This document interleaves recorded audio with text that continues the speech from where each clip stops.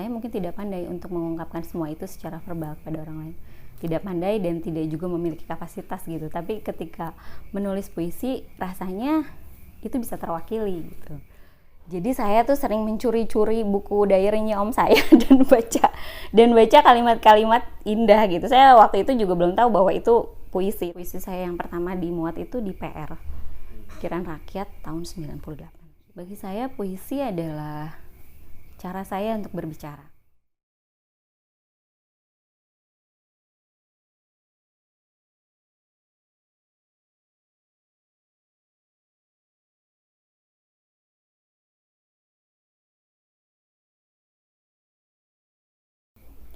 Pesan rindu. Keheningan selalu mampu menjangkau suara-suara dari kejauhan. Kaki-kaki hujan berjinjit ragu, menghapus jejak dan peristiwa kelabu. Di kolam, seroja merekah. Seekor katak melompat mengoyak air. Bunglon yang menyaru di daun-daun. Wahai keterasingan yang syahdu, di dalam keheningan kau akan mendengar pesan rindu yang bermukim di kejauhan lewat derit pintu yang dibuka perlahan. 2017. Halo, nama saya Farah Ibtiwiningsih, tapi saya banyak menggunakan nama Farah Yanuar sebagai nama pena saya di banyak karya. Saya lahir di Cimahi 6 Mei 1980, artinya 41 tahun yang lalu. Ya, saya sekarang bekerja sebagai seorang pengelola kelompok bermain di Cimahi juga. Kenapa saya tertarik di dunia penulisan gitu? Jadi awalnya tuh dulu mungkin di waktu SMP saya sudah mulai menulis diary. Menulis di buku belakang pelajaran. Kenapa saya menulis? Kalau diingat-ingat sih itu lebih karena saya tipikal orang yang tidak terlalu pandai untuk menyatakan sesuatu secara verbal. Jadi dulu saya kalau misalnya ngambek sama ibu saya gitu atau marah sama teman sebangku, saya berkirim surat. Iya, jadi saya suka mengirim surat untuk mengeluarkan semua perasaan saya. Nah, sejak itu saya jadi lebih intens menulis. Saya punya diary, jadi diary-nya habis satu, saya ganti diary yang lain. Tapi teman-teman dekat hampir semuanya tahu gitu kalau ulang tahun misalnya atau apa, mereka kasih saya diary karena saya suka menulis. Itu awalnya. Lalu setelah kegiatan yang terus-menerus itu di SMA, saya mulai ingin tulisan saya dibaca orang gitu.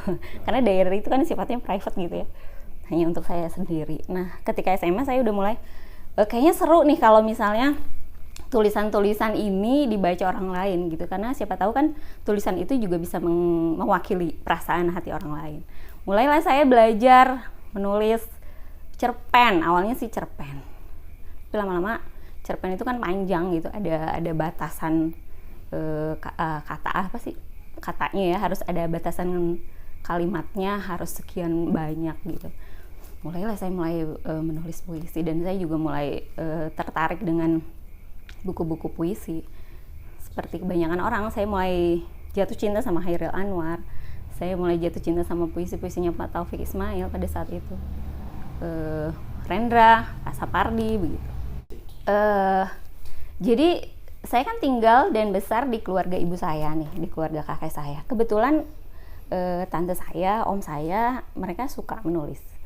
Jadi saya tuh sering mencuri-curi buku diary-nya om saya dan baca kalimat-kalimat indah gitu. Saya waktu itu juga belum tahu bahwa itu puisi, tapi saya merasa bahwa ini kata-katanya beda gitu. Beda dari kata-kata yang memang sering kita temukan gitu. Nah, mulai dari situ saya jadi ingin lebih tahu kan, lebih tahu. Mulailah saya baca teori-teorinya Pak Sapardi. Saya memang cukup banyak di awal menulis itu, cukup banyak membaca buku-bukunya Pak Sapardi. Nah, baru setelah itu masuk kuliah. Nah, di bangku kuliah ini saya mulai serius Saya merasa saya mulai serius karena ada beberapa dosen yang kebetulan adalah penyair kota Bandung, penyair Jawa Barat sih sebetulnya.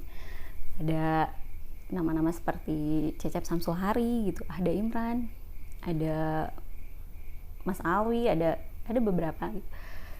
Dan mereka menemukan sedikit kebisaan saya, dan mereka kemudian mensupport saya. Ayo kamu nulis gitu, kamu coba kirim ke media. Mereka juga menyuplai saya dengan buku-buku bacaan yang lebih serius gitu. Kamu baca ini gitu. Kalau mau jadi penyair serius, bacaannya harus serius gitu. Saya ingat betul kata-kata itu. Itu kata-kata almarhum Benny R. Budiman mungkin ya. Kalau ada yang cukup mengenal beliau, puisi-puisinya sangat menginspirasi saya. Sejak SMP sebetulnya kalau menulis ya. Sejak SMP mulai agak serius SMA, dan mulai seriusnya ketika masuk ke perguruan tinggi itu karena saya mulai mengirimkan puisi-puisi saya ke surat kabar. Dan puisi saya yang pertama dimuat itu di PR, Pikiran Rakyat tahun 98. Itu ada di buku saya ini. Jadi tahun 98 itu sedang terjadi krisis moneter, sedang terjadi pergantian kekuasaan gitu. Jadi ada begitu banyak kejadian yang memang istilahnya menggelisahkan lah, memukul-mukul kepala gitu sebagai anak yang baru gede gitu. Tapi kemudian harus dibenturkan dengan keadaan-keadaan yang luar biasa gitu. Secara finansial kita juga terdampak, tentu saja. Kayaknya semua orang susah deh, semua orang mengalami masa susah itu di tahun 98. Dan itu juga jadi pemantik saya semakin serius untuk menulis. Aduh, kalau nominalnya berapa banyak saya lupa ya, tapi ada beberapa yang juga dimuat di Pikiran Rakyat pada saat itu. Saya bercerita tentang demonstran ya, terutama demonstran yang diperlakukan begitulah. Beberapa waktu belakang juga ada lagi kejadian-kejadian itu. Jadi itu mengingatkan saya pada kejadian 98. Kejadian yang terulang. Mahasiswa gitu kan, mahasiswa ya, saya terbayangkan saya waktu itu usia saya masuk kuliah berapa ya? 18 tahun. Waktu itu saya memang masih cukup muda. Masih 18 tahun. Terus mendengar berita ada teman yang mahasiswa juga kan, artinya usianya tidak jauh dari kita gitu, diperlakukan seperti itu gitu. Ketika mereka menyampaikan aspirasi mereka gitu. Maksudnya seberapa bahayanya ya seorang mahasiswa gitu sehingga harus direspon sedemikian kasar. Ya, di tahun 98 itu saya semakin serius karena saya menemukan komunitas di kampus namanya Bilik Sastra Rumah Kami. Itu komunitas yang cukup aktif gitu di bidang sastra, padahal kami kan sebetulnya kampusnya sekolah tinggi komunikasi gitu. Tapi ini karena tadi saya bilang ada beberapa dosen yang juga penyair, jadi komunitas ini lumayan concern terhadap isu-isu penulisan gitu, terutama penulisan sastra. Nah, di situ saya semakin yakin bahwa dunia penulisan sastra ini adalah hal yang menyenangkan buat saya. Hal yang membuat saya tentram, yang membuat saya punya wadah untuk berekspresi, untuk menyampaikan gagasan-gagasan yang ada di kepala saya. Dan waktu itu selama di kampus kegiatan-kegiatannya juga membuat saya mengenal komunitas lain gitu. Tapi kemudian di tahun 2001 saya menikah. Saya selesai kuliah, saya menikah, dan saya totally gitu meninggalkan kegiatan kepenulisan ini. Karena itu terjadi di banyak kisah penulis perempuan sebetulnya. Saya menikah, saya punya anak, lalu saya concern dulu kepada anak-anak, kepada kehidupan pribadi saya. Sampai baru kemudian di tahun berapa ya, 2007 atau 2008, itu cukup lama sih, artinya cukup hampir 8 tahun saya tidak pernah mengirimkan karya lagi. Menulisnya masih terus, kalau menulis mungkin tidak akan pernah berhenti ya, tapi tidak lagi berkomunitas, tidak lagi bertemu dengan orang-orang yang selalu menjadi pemantik gitu ya ketika kita stuck gitu. Asli mengurusi diri sendiri, baru kemudian saya kembali menemukan komunitas namanya IDN, Ibu-Ibu Doyan Nulis, kalau pernah dengar. Iya, itu komunitas yang secara akronim orang pasti dengarnya Ibu-Ibu Doyan Nulis kayak nggak serius gitu, tapi sebetulnya itu menjadi komunitas yang menarik, ingin saya ikuti karena setelah masuk gitu ya, saya menemukan talenta yang luar biasa gitu. Ibu-ibu rumah tangga, bukan ibu-ibu yang berkarir, yang punya gagasan-gagasan hebat apalah, enggak, ini asli ibu-ibu rumah tangga. Tapi mereka sudah membuat buku sampai berjudul-judul gitu. Itu wah, luar biasa, saya bilang. Ini asik nih, ini keren itu waktu saya. Ini kayak saya menemukan menemukan masa yang hilang lagi gitu di antara mereka. Nah, saya kembali menulis di IDN, tapi tulisan-tulisannya bukan tulisan sastra gitu, lebih kepada cerita inspiratif, cerita-cerita yang populer lah, yang mudah dicerna oleh para pembaca yang memang marketnya juga ibu-ibu begitu, ibu-ibu rumah tangga. Nah, ya itu lumayan sampai 2-3 tahun saya di IDN. Baru kemudian seriusnya lagi saya kembali ke sastra setelah saya bergabung dengan Majelis Sastra Bandung. Ya, Majelis Sastra Bandung punyanya Matdon itu. Nah, Matdon kan salah satu penyair Bandung yang juga cukup cukup konsisten gitu mengadakan acara-acara sastra. Saya di Majelis Sastra Bandung saya mulai kembali menulis puisi, mulai kembali mengirimkan karya-karya saya, cerpen, puisi dan lain sebagainya.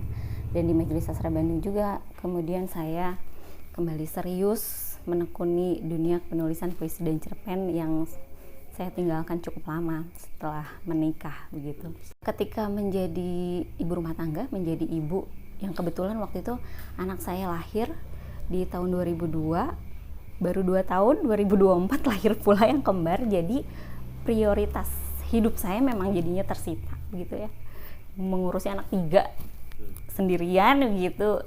Jadinya saya memang tidak punya waktu untuk, karena menulis itu kan buat saya ya, menulis itu pekerjaan yang tidak mudah gitu. Ada perenungan gitu, ada jarak yang mesti kita ambil, ada diksi-diksi yang harus dipilih begitu.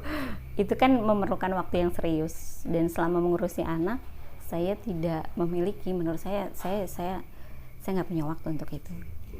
Nah, ketika menemukan IDN ini, anak-anak saya sudah lumayan cukup besar, itu umurnya sekitar sudah masuk SD lah, sudah masuk SD gitu. Jadi saya bisa kembali untuk, saya juga nggak langsung nulis sastra kan, jadi saya juga memulainya dengan nulis hal-hal yang ringan gitu, yang bercerita tentang keseharian, tapi juga bisa jadi itu menggambarkan kehidupan saya yang sesungguhnya gitu. Kehidupan ibu rumah tangga dengan segala hektiknya. Alhamdulillah sejauh ini sih suami saya nggak ada masalah. Dari keluarga, anak-anak juga, apalagi sekarang setelah besar mereka suportif sekali gitu. Tapi memang pada saat itu semuanya kembali ke saya yang harus memanajemen waktu sedemikian rupa gitu, supaya waktu menulis itu tidak diganggu dengan kegiatan-kegiatan domestik lainnya gitu. Karena kan begini, kadang-kadang kita menulis, perbedaan penulis perempuan dengan laki-laki nih ya. Perempuan itu biasanya kalau menulis nih, kita lagi concern, lagi banyak hal gitu yang bisa kita bisa kita tulis, tiba-tiba diinterupsi sama suami yang tolong dong begitu. Buatin kopi dong, apalah gitu, hal-hal sepele yang ya demikian lah gitu. Berbeda dengan penulis laki-laki biasanya kalau lagi menulis justru istrinya yang datang, terus siapin kopi ya dong, siapin rokoknya, siapin asbaknya. Nah, hal-hal seperti itu yang harus saya manajemen sendiri gitu. Jadi jangan sampai ketika saya menulis ada terlalu banyak interupsi, kemudian saya jadi nggak jadi menulis gitu. Jadi apa yang saya tulis kemudian jadi hilang begitu saja. Makanya saya lebih banyak terbangun di malam hari gitu untuk bisa menuliskan kegelisahan yang sebetulnya sudah saya rasakan sejak pagi gitu. Tapi ya itu juga mungkin dirasakan oleh para penulis perempuan lainnya. Tapi ya itu jadi apa ya? Jadi tantangan sekaligus jadi menjadi karya tersendiri. Jadi menjadi kepuasan tersendiri juga ketika itu bisa menjadi sebuah karya yang dibaca orang gitu. Puisi ya khususnya, ya atau mungkin karya sastra lainnya. Tapi saya lebih concern ke puisi karena beberapa tahun ini memang saya cukup serius lagi untuk menulis puisi. Bagi saya puisi adalah cara saya untuk berbicara, cara saya untuk mengungkapkan gagasan-gagasan, ide-ide, kegelisahan di kepala saya kepada orang lain gitu. Yang mana seperti tadi saya bilang, saya mungkin tidak pandai untuk mengungkapkan semua itu secara verbal kepada orang lain. Tidak pandai dan tidak juga memiliki kapasitas gitu. Tapi ketika menulis puisi, rasanya itu bisa terwakili gitu. Ya, gitu. Seperti di dalam buku ini gitu. Buku ini kan boleh masuk ke buku ini. Seperti dalam buku ini saya kan banyak bercerita tentang tubuh perempuan secara harfiah, tapi juga bukan hanya secara harfiah, tapi juga tubuh perempuan secara ide gitu, tentang feminisme, tentang gender, tentang hegemoni laki-laki, tentang dunia patriarki begitu. Saya menyimpan begitu banyak kegelisahan perihal itu. Ya, jadi buku ini diterbitkan awal tahun lalu. Sebetulnya kalau dilihat dari titik mangsanya ini cukup ditulis dalam rentang waktu yang cukup lama, dari tahun 98 hingga tahun 2018. Jadi sebetulnya memang dari awal buku ini diniatkan sebagai dokumentasi saja, pendokumentasian puisi-puisi saya yang pernah dimuat di surat kabar atau antologi bersama begitu. Tapi kemudian di dalam proses memilih puisi rupanya ada beberapa tema yang hampir serupa gitu. Akhirnya saya harus mengeliminasi beberapa puisi lain yang memang tidak bertautan dengan tema ini begitu. Jadi buku ini tuh banyak bercerita tentang itu tadi, tentang perempuan, tentang kegelisahan mereka, tentang feminisme, tentang keinginan mereka untuk didengar begitu. Kurang lebih begitulah. Tapi saya sebelum masuk ke buku sebenarnya pengen tanya dulu dari perspektif penyair, kan tadi udah dijelasin ya puisi buat Teta itu apa gitu. Okay. Mungkin nggak banyak juga yang pernah bahas, dan mungkin secara umum juga kita tahu kalau medium puisi itu salah satu yang cukup berat gitu di sastra untuk dinikmati sebenarnya. Nah, sebenarnya mungkin hal yang sedikit klise aja gitu pengen ditanyakan, gimana sih cara orang supaya bisa menikmati puisi gitu? Orang ya kita bilang audiens kan berarti ya, gimana sih caranya gitu? Ada seorang penyair yang bilang bahwa menikmati puisi itu sebetulnya sama dengan menikmati musik begitu. Jadi ya kamu nggak perlu paham ini musik apa gitu, tapi kalau itu bisa bikin kamu bergoyang ya bergoyanglah gitu. Jadi artinya memang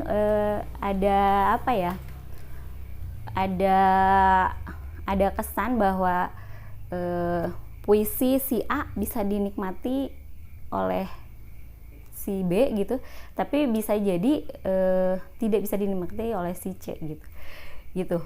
Jadi kayak saya bilangnya ya begitu gitu, kayak misalnya musik dangdut itu kan asik buat hampir banyak orang karena itu bisa membuat mereka bergoyang, tapi sebagian orang ya anti aja gitu. Saya nggak suka aja dangdut. saya terganggu aja misalnya dengan musik dangdut, kira-kira begitu. Jadi kalau misalnya untuk memahami puisi, misalnya siapa ya, Pak Sapardi gitu ya, Pak Sapardi Djoko Damono, orang bisa oh iya ya puisinya indah gitu, karena mungkin lebih mudah untuk diterima walaupun kata-katanya indah, walaupun kata-katanya tidak klise gitu. Tapi ketika dihadapkan dengan beberapa puisi Pak Gunawan Muhammad misalnya atau Pak Sutarji Kasubari gitu, orang harus berkerut gitu dan bertanya ini maksudnya apa gitu. Jadi kalau menurut saya ya nikmati saja gitu, karena justru pengalaman estetisnya di situ. Iya, jadi jangan kemudian harus mendefinisikan apa yang dimaksud oleh penyair bahwa ini penyair maksudnya gini nih atau penyair gitu. Kan menurut saya justru keasikan puisi itu keasikan puisi itu di situ, multi tafsirnya itu. Jadi orang boleh punya tafsir yang berbeda terhadap satu puisi, terhadap satu puisi yang sama gitu. Jadi ketika saya baca puisi A, ya Anda mungkin bisa menafsirkannya begini gitu, tapi saya enggak begini gitu. Dan itu juga jadi hal-hal yang menarik ketika kita ada di ruang diskusi sastra. Pengen masuk ke judul nih, Teh. Ya. Tubuh perempuan, ya. Kan itu di satu sisi mungkin dia punya makna yang kuat sekali gitu, di satu sisi bisa sangat liar juga gitu. Betul. Di satu sisi juga memancing empati sebenarnya. Sebelum masuk ke yang dalam-dalam ini, yang mana sebenarnya yang digambarkan oleh judul ini? Ya, saya mau cerita tentang cover ya, dari awal nih, dari tampilan yang paling awal. Jadi ketika penerbit membaca bahwa buku ini akan berjudul Tubuh Perempuan, mereka menawarkan beberapa visual cover gitu ya, yang hampir ada 3 atau 4 desain gitu yang gambarnya tentang perempuan. Waktu itu ada perempuan sedang pakai heels, ada perempuan yang hanya menggunakan bra gitu, lalu ada pokoknya perempuan lah. Nah waktu itu saya ingin berbicara tubuh perempuan, tapi bukan semata tubuh yang itu. Jadi saya nggak mau bahwa visual itu yang digambarkan yang kemudian membuat orang tertarik gitu karena melihat gambar itu gitu. Akhirnya dia tawarkan desain ini. Dan saya merasa ini justru mewakili, karena buat saya ini multi tafsir juga gitu, orang bisa menafsirkan apa saja. Bagi saya pribadi, kursi ini misalnya, ini bisa berarti sebagai tempat sandaran, tempat dudukan, tempat istirahat begitu. Dan seperti itulah tubuh perempuan. Tempat bersandar dari kelelahan gitu, tempat bersinggah sejenak begitu kan, atau untuk duduk berlama-lama gitu. Nah, di dalamnya sendiri puisi-puisi tubuh perempuan itu justru jauh dari tubuh perempuan secara harfiah begitu. Saya justru jarang berbicara tentang bahwa tubuh yang ini, tubuh yang secara visual dilihat oleh orang lain. Saya lebih banyak berbicara tentang isi kepala mereka, isi kepala para perempuan, isi hati mereka, tentang lebih banyak kepada keinginan untuk didengar sebetulnya dalam tubuh perempuan ini. Kenapa? Karena ketika saya menulis itu saya kebanyakan ya yang temanya tubuh perempuan ini, kebanyakan saya baru di awal-awal menikah ya. Saya tidak pernah punya masalah dengan gender gitu, dengan isu-isu feminisme sebetulnya tidak pernah punya masalah, karena saya lahir dan besar di keluarga yang cukup memberi saya kesempatan yang sama untuk berbicara, untuk memutuskan keinginan sendiri gitu. Itu dibebaskan dari keluarga saya, tapi semuanya berbeda ketika saya menikah. Ini curhat. Ketika saya menikah, bukan hanya di lingkungan pernikahan saya, tapi di lingkungan pergaulan juga. Jadi di circle pertemanan saya banyak menemukan teman-teman yang bermasalah, yang memiliki masalah tentang bagaimana perempuan berkeinginan untuk diperlakukan secara bukan fisik ya, tapi secara pikiran-pikiran mereka. Bagaimana mereka ingin bahwa apa yang menjadi ide mereka, apa yang menjadi keinginan mereka, apa yang menjadi harapan-harapan mereka itu bisa didengar. Paling tidak diberikan haknya untuk didengar gitu. Nah, kebanyakan pada saat itu saya berteman dengan orang-orang yang yang cukup bermasalah dengan itu. Jadi itu mengganggu pikiran saya, itu membuat saya gelisah. Akhirnya ya jadilah puisi-puisi itu. Ya, jadi saya tangkapnya memang tadi yang dijelasin tuh perspektif yang ya unik gitu ya, maksudnya yang menarik karena tubuh perempuan dan kursi gitu di situ yang tempat ya kita bersandar istirahat, meskipun mungkin cuma sekedar kursi yang sederhana tapi itu bisa dipakai istirahat. Saya juga jadi ingat ini tubuh perempuan di perspektif yang lain. Dia sebagai medan perang industri gitu. Make up masuk ke situ. Gitu. Fashion, perangan industri itu ada di tubuh perempuan itu. Ini Gitu. itu satu perspektif lain yang agak keras mungkin ya. Iya. Tapi tadi saya sambil sedikit review sedikit gitu, tiba-tiba kebuka di halaman 10 itu ada yang judulnya Sauh. Sauh, iya. Sauh. Ya, jadi puisi Sauh ini adalah satu dari sedikit puisi yang saya tulis tentang ibu saya gitu. Saya dedikasikan untuk ibu saya.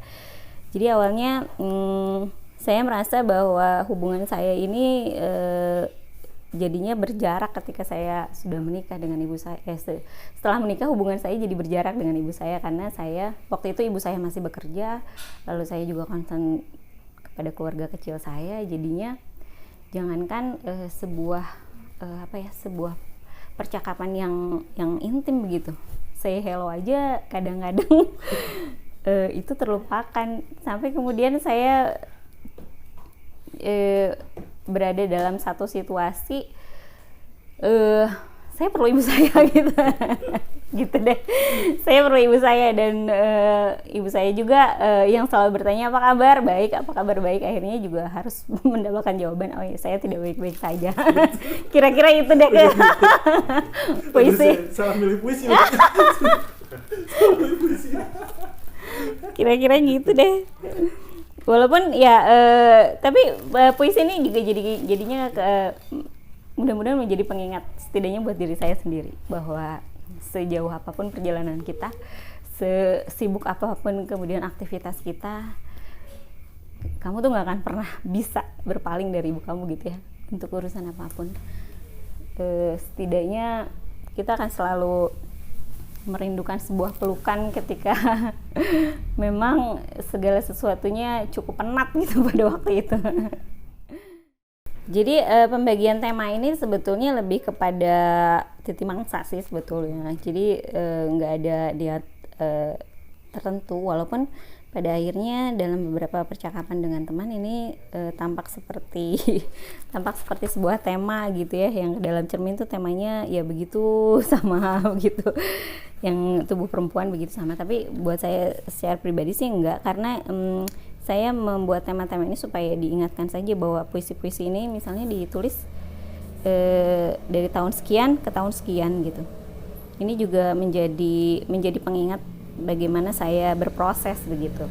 Kalau lihat dari puisi yang ini kan terlihat betul bagaimana puisi-puisinya cukup personal gitu, lebih berbicara hal-hal yang mungkin tahun 98 itu saya masih mahasiswa ya cerita tentang rindu, tentang hal-hal yang tentang cinta bertepuk sebelah tangan, tentang kasih tak sampai dan lain-lain lah gitu ya, yang standar gitu. Tapi ya itu bagian dari proses saya gitu, dan saya merasa harus memasukkan itu ke dalam buku ini karena ya kemudian saya bisa melihat bahwa kemudian secara tema pun dengan berjalannya waktu gitu, dengan semakin dewasanya saya juga jadi semakin berbeda gitu, saya justru semakin jarang bercerita tentang kisah cinta yang semacam itu gitu, yang maksudnya kisah cinta terhadap lawan jenis itu udah semakin jarang gitu. Saya lebih banyak bercerita hal-hal yang mungkin mewakili banyak orang, mungkin juga tidak sih. Tapi dari situ, dari buku ini kan tadi memang ini adalah proses berkarya yang didokumentasikan. Ada ekspresi di situ. Betul. Ada selfness gitu, personal sekali. di balik ini tuh ada sesuatu yang sifatnya merespon dari peristiwa luar nggak? Atau memang totally personal gitu? Pastinya banyak justru hal-hal yang datang dari luar. Semua yang personal justru mungkin bisa dihitung gitu. Yang dari luar ini yang justru banyak mengganggu gitu, ya persoalan-persoalan ini. Kayak misalnya di tahun 99 ini saya menulis buku tentang Tuan Senajer di Negeriku. Ini tuh di halaman 66. Ini saya banyak melihat tentang para pemetik teh di daerah sana tuh, di daerah Ciwidey, Ranca Bali ke sana tuh ya. Gitu. Bagaimana mereka mendedikasikan seluruh hidupnya gitu untuk bekerja, tapi sebetulnya si ownernya, si pemiliknya bukan orang kita kan. Orang. Nah itu jadi menarik ya Teh. Ketika tadi ini ada Tuan Snyder di Negeriku di halaman 66, di halaman 11 pun ada temaram di perkebunan milik Snyder. Iya. Tapi rentang waktunya 2 tahun di situ. Itu apakah Ciwidey Ranca Bali itu begitu berarti atau gimana? Iya, jadi gini. Ya ini seru loh, belum pernah ditanyain juga sama orang. Padahal itu terkoneksi beneran.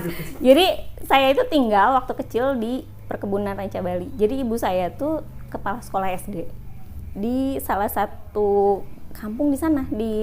Nama kampungnya tuh Cibuni kalau pernah dengar. Nah, Ranca Bali tuh kesana lagi. Pokoknya yang kalau kesana tuh harus berdarah-darah dalam tanda kutip, karena dulu ya jalannya masih batu-batuan, lalu belum ada listrik masuk. Itu di masa kecil saya. Nah, saya tuh selama SD itu saya di sana. Nah, masa-masa itu tuh ternyata terekam di kepala saya yang anak-anak itu. Saya sering menyaksikan noni-noni Belanda gitu ya, yang jadi pemilik perkebunan di sana, yang bukan kan ada sebagian punya pemerintah, ada yang sebagian punya orang Belanda. Ownernya itu berganti-ganti, ada orang Belanda, ada orang Portugis, katanya ada orang Inggris. Nah, waktu itu Tuan Sneijder ini orang Belanda. Bagaimana orang-orang kita gitu, orang-orang para pemetik nih, anak-anak pemetik itu, kalau misalnya ada orang-orang Belanda itu seneng banget gitu. Dan mereka berjajar cuman buat dikasih permen sama noni-noni Belanda itu, dan mereka seneng banget, atau enggak dikasih baju-baju bekas dari Belanda. Waktu itu saya masih kecil, saya merekam itu dan saya merasa, kok maunya dikasih permen sama orang Belanda gitu. Permen doang segitu senengnya. Saya itu kayak ada respon yang kritis pada saat itu, yang baru kemudian saya sadari di tahun itu. Saya merasa bahwa segitunya ya orang kita tuh gitu. Sementara orang tuanya kerja untuk mereka kan teh-teh yang kita ekspor ke negeri mereka tuh yang baik-baik, yang kualitasnya premium dibawa ke negara mereka, yang jelek-jeleknya dibagikan ke orang-orang kita. Itu mengganggu sebetulnya, tapi itu jadi apa ya? Jadi rekaman saja. Baru kemudian saya tuliskan ketika saya kuliah. Saya merasa bahwa ya betapa mirisnya gitu, bekerja untuk Tuan Sneijder di negeri sendiri. Kita kerja di negeri kita, tapi hasilnya bukan kita yang menikmati begitu. Apakah itu juga pengalaman itu juga yang akhirnya secara mungkin ya, kalau alam bawah sadar mah nggak disadari ya, tapi secara mungkin ya apa ya, akhirnya Teteh membeli buku Hexaflar. Saya nggak tahu ya ada hubungannya atau enggak, tapi memang membaca Hexaflar kira-kira begitu. Kira-kira ya kita mendapatkan sebuah pencerahan tentang apa ya, karakter orang-orang di negeri kita sendiri gitu ya, terhadap saudara sebangsanya. Ya, kita maksudnya dibuat terbuka bahwa ada juga justru orang-orang yang ya orang seperti Multatuli yang justru pro ke kita gitu, yang justru berpihak kepada kita yang orang-orang pribumi. Tapi ya justru ada juga orang-orang pribumi yang inlander banget gitu kan ya. Karena kan ini apa ya, maksudnya ini tuh pengalaman masa kecil yang tadi ceritakan. anak kecil yang belum pernah mungkin baca Multatuli, Iya. baca Mabalogi, mungkin baca apa namanya Bung Karno atau Iya. buku-buku yang lainnya gitu, tetapi sudah punya pikiran seperti itu. Iya. Gitu. Itu sebenarnya bisa ditelusuri nggak, atau tetap mungkin punya jejak rekaman? Kenapa sih saya bisa mikir seperti itu? Kenapa saya nggak ikut meminta permen ke Aduh, Belanda? apa ya? Ya saya nggak ngerti sih. Saya nggak ngerti ya karena kakek saya nggak tahu ya ini ada hubungannya atau tidak. Tapi setidaknya gini, kakek saya kan seorang tentara angkatan udara dan beliau punya waktu gitu berhadapan langsung dengan Belanda yang sebagai penjajah gitu. Waktu kecil saya setidaknya sedikit banyak sering mendengarkan cerita bagaimana orang-orang kita gitu, orang-orang pribumi melawan Belanda gitu untuk bisa merdeka. Itu mungkin mempengaruhi karena itu juga mungkin jadi nyambung, mungkin karena yang saya lihat itu orang Belanda ya.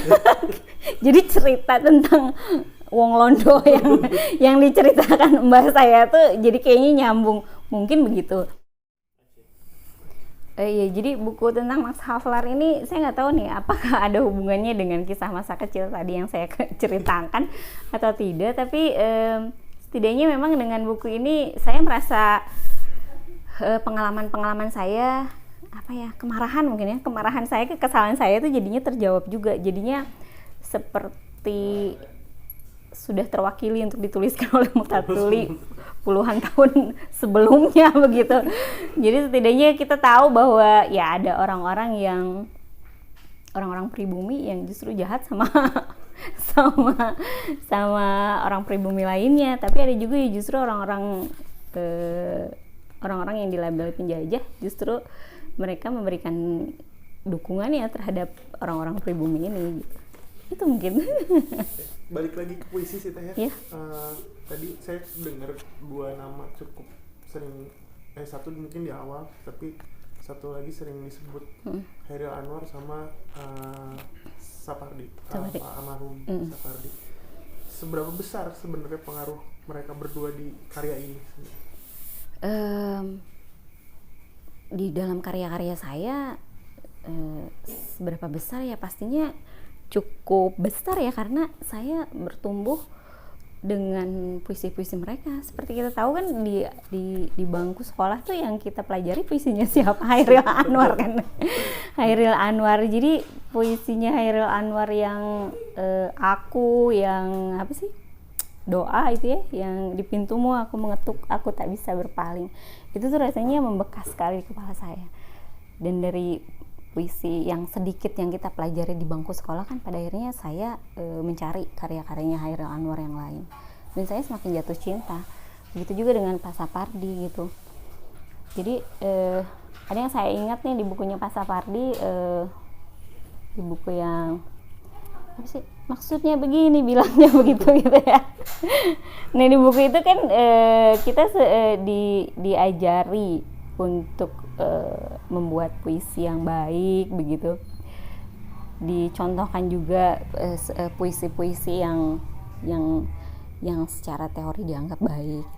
Itu kan belajar, itu juga salah satu medium belajar yang pada akhirnya membawa saya pada buku-buku bacaan sastra lainnya gitu. Karya-karya sastra lainnya yang cukup luar biasa gitu secara kualitas gitu.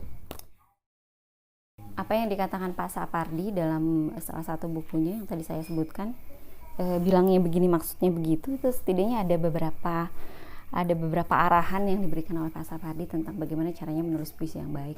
Dan menurut saya mungkin hampir seragam dengan apa yang pernah dikatakan juga oleh para penyair, para sastrawan lain gitu. Jadi ketika menulis puisi itu kita harus memberi jarak dari peristiwa. Jadi contohnya misalnya kita menemukan satu peristiwa yang mengganggu, tapi peristiwa itu membuat kita sangat sedih atau sangat marah atau sangat kecewa. Biarkan dulu. Jadi berilah jarak dari peristiwa. Jadi itu harus diendapkan dahulu supaya tidak nantinya kita membuat tulisan ini, kita membuat karya kita jadi lebih mirip laporan jurnalistik gitu misalnya gitu. Nah itu mungkin yang membedakan puisi dengan karya jurnalistik gitu. Puisi itu ada waktu kita untuk memberi jarak dari peristiwa kepada penulisannya sendiri. Lalu Pak Sapardi juga berbicara tentang rima gitu, bunyi ya, bunyi dari diksi-diksi yang kita pilih itu akan membangun suasana gitu. Jadi dengan rima yang indah itu akan membuat suasana apa yang kita ceritakan di dalam puisi itu menjadi lebih bermakna mungkin dibaca oleh para pembaca gitu. Itu juga menjadi kerja ya, menjadi proses kreatif, menjadi kerja tambahan untuk para penulis puisi dalam mempertimbangkan diksi yang kemudian dia pilih untuk dimasukkan ke dalam karyanya. Karena apa ya, saya pernah dengar satu definisi juga nih, tapi saya lupa siapa gitu. Dia bilang gini, kalau satu kalimat, satu kata disandingkan dengan kata yang lain itu oke. Satu frasa disandingkan dengan frasa yang lain itu oke. Tapi diksi puisi itu harus mampu berdiri sendiri gitu. Jadi satu kata yang kamu pilih untuk masuk ke dalam puisi itu harus punya makna. Kenapa misalnya kamu memilih diksi ini dan tidak itu gitu?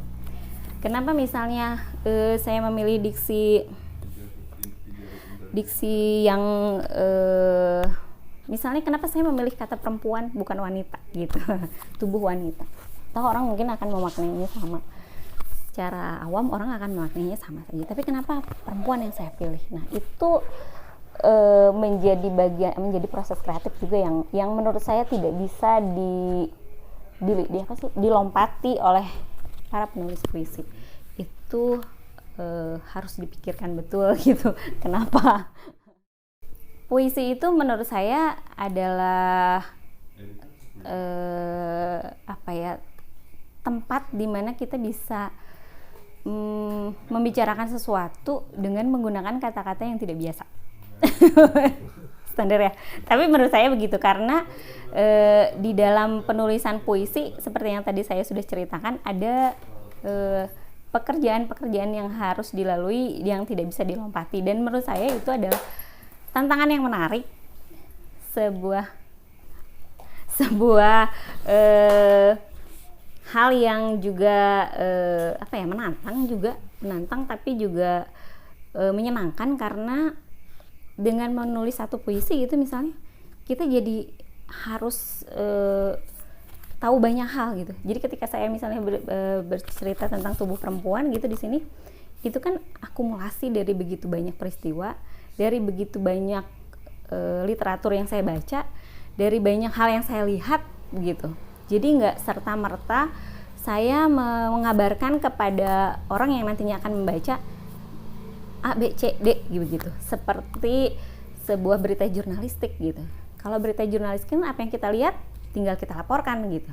Itu yang membedakan puisi, dan itu menurut saya salah satu daya tariknya puisi itu sendiri gitu. Kenapa anak muda harus baca puisi? Kenapa anak muda harus baca puisi? Supaya anak muda tidak stuck sama hal-hal yang mainstream. Jangan mau menjadi follower hanya ikut sana ikut sini. Puisi menurut saya adalah salah satu wahana yang membuat kamu punya sesuatu, punya keajekan. Melihat dari runutan tadi proses kreatif yang saya ceritakan, tidak bisa orang, setidaknya dalam pemilihan diksi aja, kamu tidak perlu mengikuti kata-kata yang sedang tren sekarang, tapi menemukan kata-katamu sendiri gitu. Untuk diri saya sendiri sih mudah-mudahan saya terus menulis. Tidak ada lagi masa di mana saya harus berhenti menulis karena prioritas yang lain. Jadi apapun nantinya prioritas saya gitu, menulis ini harus terus bisa saya lakukan begitu, untuk menyampaikan hal-hal yang lebih banyak gagasan-gagasan yang lebih banyak yang ada di kepala saya. Untuk sastra Indonesia saya maunya ada semakin banyak perempuan yang menulis. Meskipun menurut Wikipedia ya, kapan ya, setahun yang lalu gitu saya baca sebetulnya prosentasenya di tahun-tahun belakangan sudah cukup naik secara signifikan begitu penulis perempuan ini. Tapi kalau dibandingkan dengan penulis laki-laki itu jumlahnya masih sangat kurang gitu. Kalau kita rata-ratakan jumlah penduduk kita gitu dengan penulis laki-laki dan penulis perempuan itu masih sangat jauh. Jadi saya maunya semakin ada banyak perempuan yang menulis. Kenapa harus menulis? Karena dengan menulis kita membaca. Mau tidak mau kita harus membaca buku, membaca peristiwa, membaca apapun yang ada di sekitar kita, dan dengan banyak membaca, insya Allah kita bukan hanya bertambah pengetahuan, tapi juga bertambah rasa empati, bertambah keinginan untuk bisa menjadi bagian dari perubahan, setidaknya yang ada di lingkup kita yang paling sederhana gitu.